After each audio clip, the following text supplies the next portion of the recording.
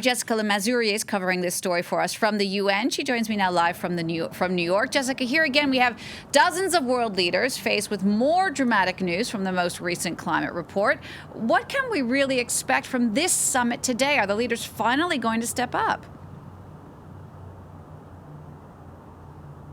Well, really, to make progress, they're going to have to announce even more ambitious plans to move towards carbon neutrality as fast as possible if they're really going to make an impact on climate change. There'll be some 60 world leaders taking to the podium in the UN General Assembly Hall, and Antonio Guterres, the UN Secretary General, has asked them to come, well, not with fancy speeches. The speeches will only be 3 minutes long, but more with concrete plans. We can expect some news today, like Russia announcing that it's going to be finally ratifying the Paris Climate Accord, and also pledges from really forward-looking progressive countries like Finland. I spoke to the Finnish foreign minister earlier on, who told me that Finland's going to be announcing that it's going to be pushing towards carbon neutrality by 2035. So that is really one of the most ambitious targets. So it seems that the Scandinavians are really leading on this. Emmanuel Macron, the French president, will be speaking just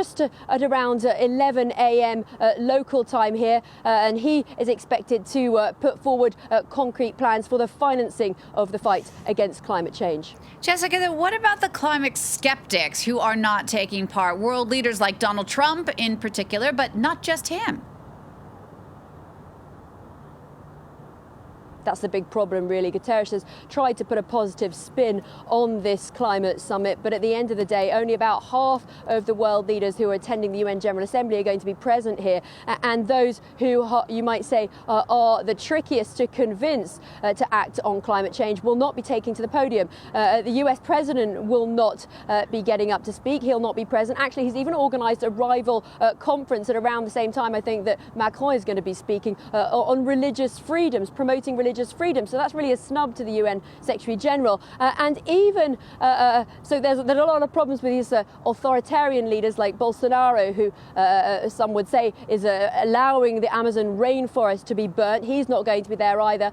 Neither is the Australian Prime Minister, who's also seen as a similar sort of figure. And all of these climate skeptics not being present really doesn't help in any way the fight against those people who would deny the science of climate change, because they will not be there to be convinced of it. Even within the European Union, there are also problems convincing some members to step up and do more. I spoke to the EU's foreign policy chief, Mogherini, and she said that she's having a tough time trying to get Poland, the Czech Republic, and also Hungary properly on board with EU plans as well. Jessica, thank you for that. That's our Jessica Le Masurier reporting live.